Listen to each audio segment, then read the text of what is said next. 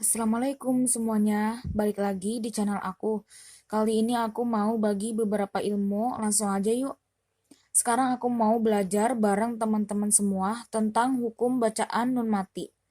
Nun mati atau fathatain, kasrotain, atau domahtain. Jadi hukum-hukumnya ini terbagi menjadi 4 bagian, yaitu ada izhar, ikhfa, iklab, dan idgham. Sekarang kita akan bahas yang pertama yaitu yang izhar. Izhar, kita pasti sering mendengar bacaan-bacaan izhar. Izhar atau izhar halki ialah nun mati atau tanwin dibaca terang, jelas, tegas, atau zohir. Maksudnya dibaca dengan jelas terang itu dibacanya nun gitu, nggak dengung kayak atau dihentakkan nggak, pokoknya jelas doang gitu. Nanti saya akan memberikan contoh.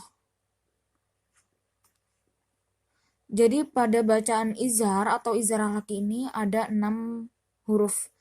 Hurufnya itu ada alif, ha, ain, ha, hoin, kho. Huruf-hurufnya ini kenapa bisa disebut izhar halaki? Karena huruf-hurufnya tersebut adalah huruf-huruf yang keluar dari tenggorokan atau halk.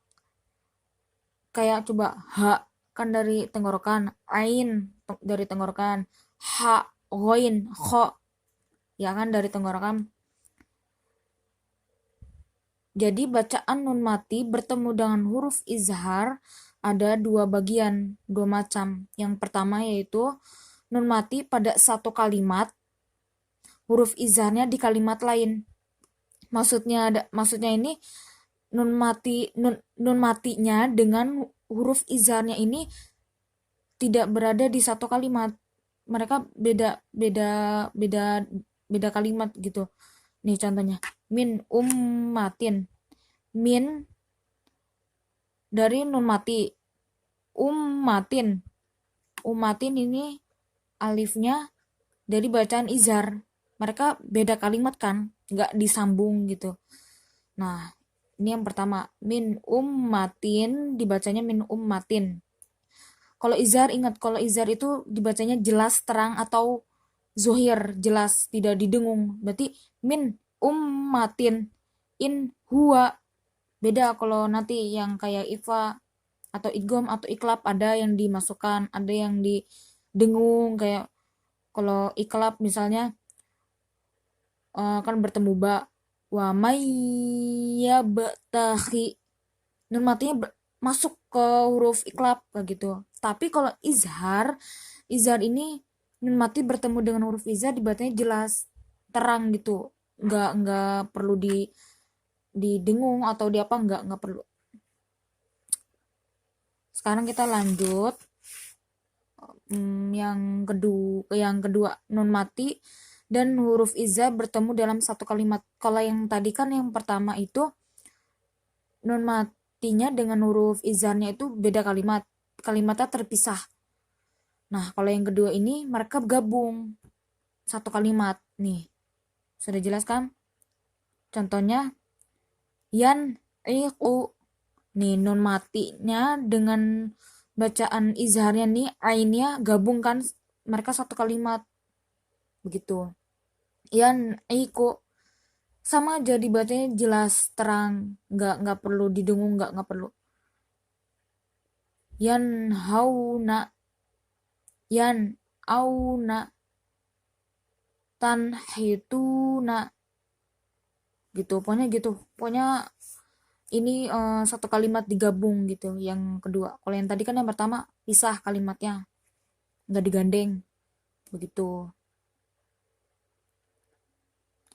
Nah, kalau tadi kan bacaan nun mati atau tanwin. Nah, tadi kan aku kan sudah mencontohkan yang nun mati. Sekarang kalau yang tanwin ini sedikit berbeda ya dengan yang non mati. Kalau yang tanwin ini bertemu dengan huruf izhar hanya dalam satu macam. Kalau tadi yang non mati itu kan dua macam, yang kalimatnya dipisah sama yang digabung. Kalau yang tanwin ini hanya satu macam, yaitu tanwinnya itu di satu kalimat. Huruf izhar di kalimat lain, tak ada tanwin bertemu dengan huruf izhar di satu kalimat. Tanwin di satu kalimat, huruf izhar di kalimat. Tanwin di satu kalimat, huruf izhar di kalimat. Maksudnya ini kalau yang tanwin ini mereka tidak gabung kalimatnya, mereka pisah. Contohnya min ummatin ajalaha.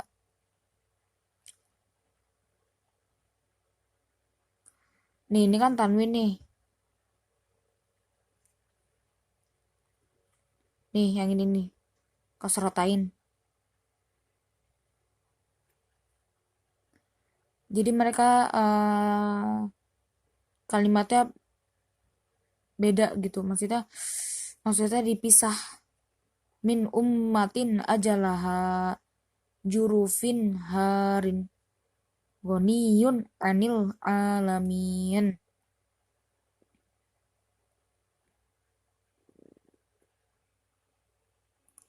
Jadi tanwinnya itu nggak cuma nggak hanya kasrotain doang ya, bisa domatain atau kasrotain, fathatain gitu, pokoknya begini semua. Pokoknya kalau yang tanwin ini mereka kalimatnya pisah, nggak ada, jarang ada yang gabung gitu. Ini kayak gini. Kalau yang ini kan tadi nih, yang ini kan yang dicontohnya kan yang kasrotain. Nah, ini ada nih contoh yang domatain. Kalau yang domatain contohnya alimun hakimun. Nih, ini domatain nih. Nih, domatain. Ini kan domatain. Bertemu dengan huruf izar ha. Nah, beda kan? Maksudnya kalimatnya mereka terpisah, tidak gabung gitu.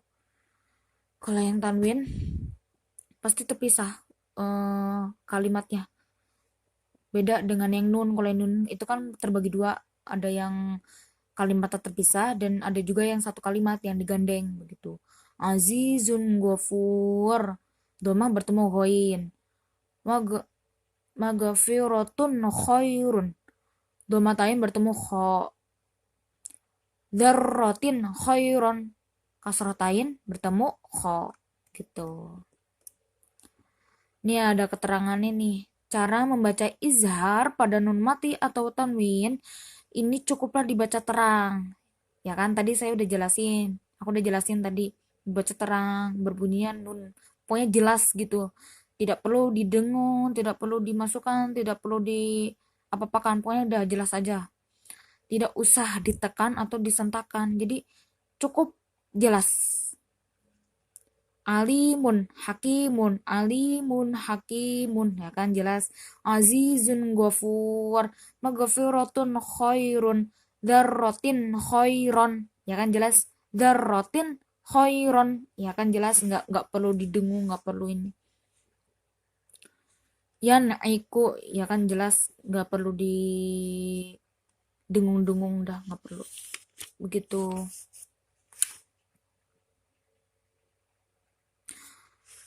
Mungkin ini saja yang aku sampaikan. Mungkin nanti aku akan memberikan yang selanjutnya di video aku selanjutnya, yang bacaan ikhfa, iklab, dan idgham. Mungkin ini saja yang bisa aku sampaikan.